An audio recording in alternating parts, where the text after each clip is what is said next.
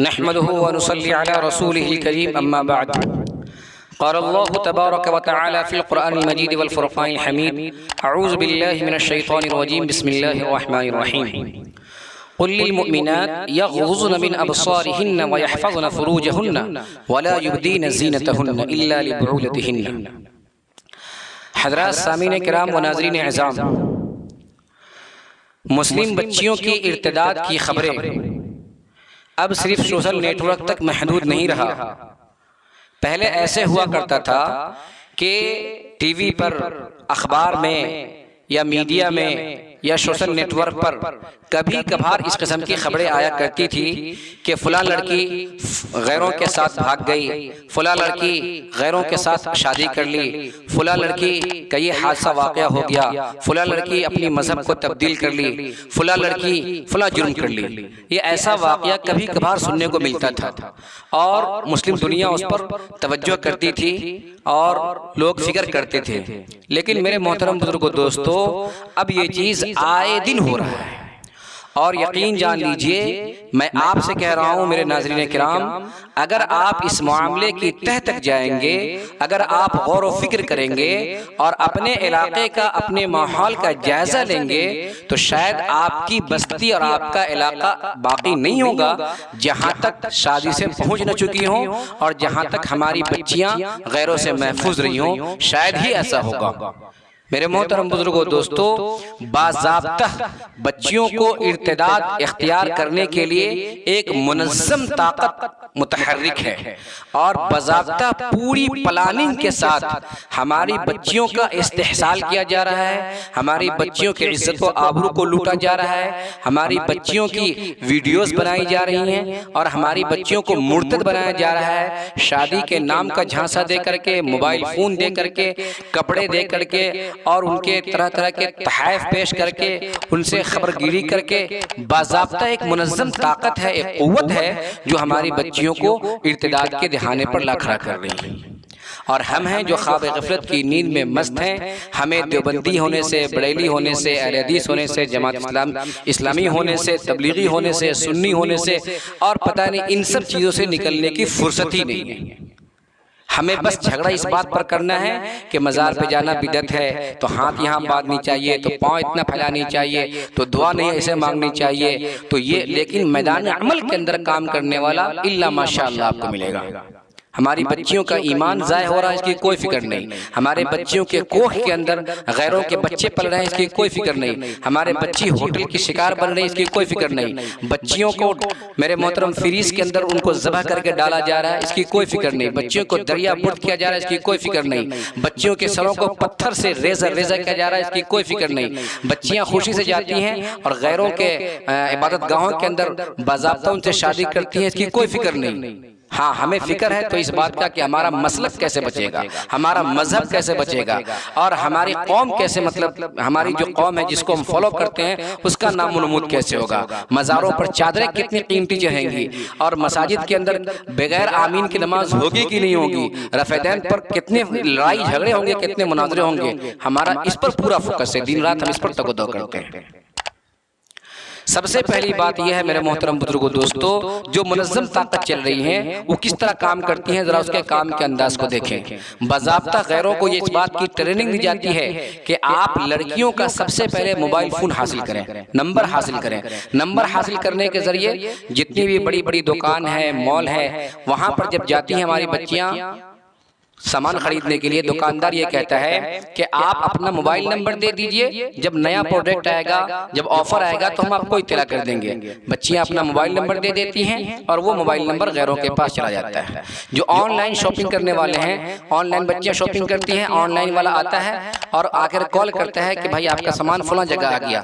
Number اس کے پاس چلا جاتا ہے، وہ آن لائن والا غیروں تک نمبر ہمارا پہنچا دیتا ہے.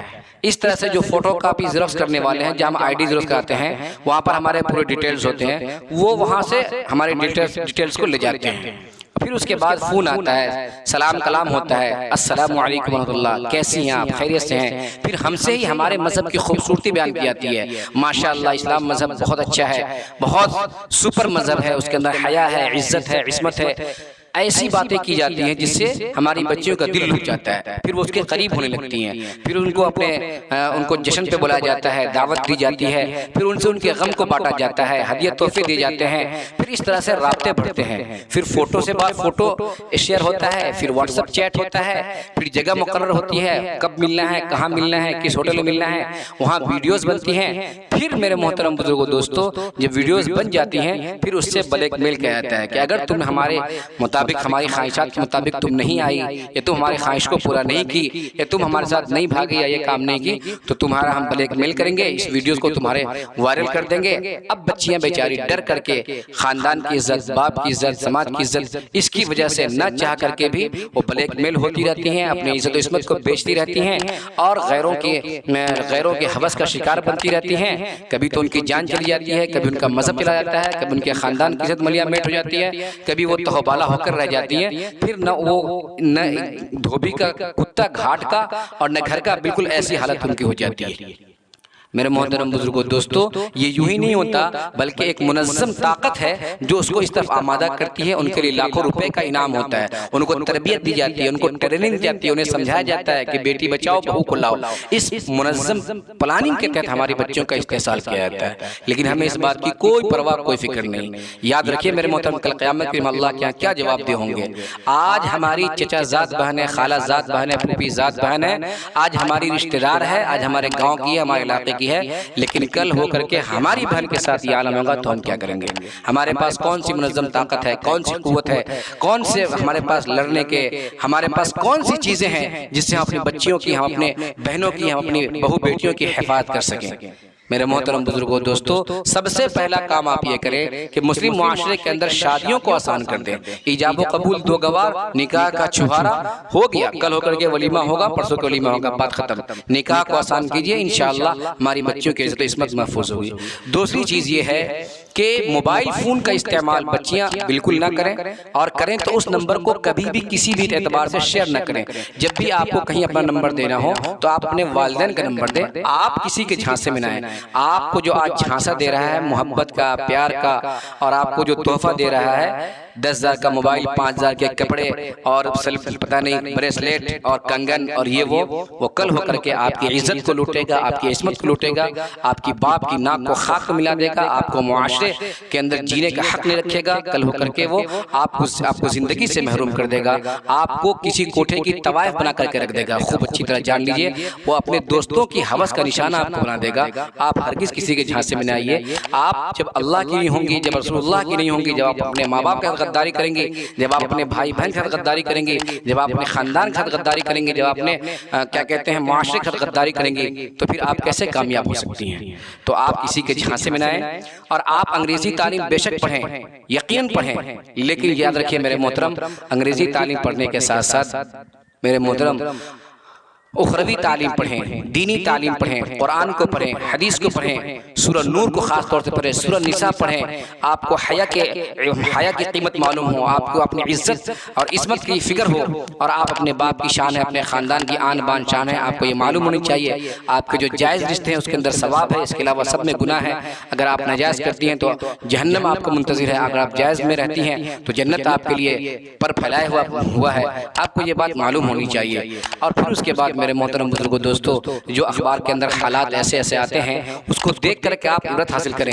جو ہماری معصوم بہنیں کسی ظلم کا شکار ہو گئیں، جو آگ کے اندر جلا دی گئیں، یا جو پانی کے اندر ڈبو دی گئیں، یا جو پتھروں سے چورا کر دی گئیں، یا جو بوٹی بنا کر کے فریز کر دی گئیں، یا اس طرح سے جو طوائف، کوٹھے کی طوائف بنا دی گئیں، وہ بھی تو کبھی کسی کی باہوں کی حسین تحفہ رہی ہوں گی، ان کو بھی تو کسی نے دلاسا دیا ہوگا، ان پر بھی تو کسی نے بھروسہ کیا ہوگا، ان کو بھی تو کسی نے اعتماد ملیا ہوگا، ان کو بھی تو کسی نے پھول گفٹ کیا ہوگا، اور پھر ان کے ساتھ انجام کیا ہوا۔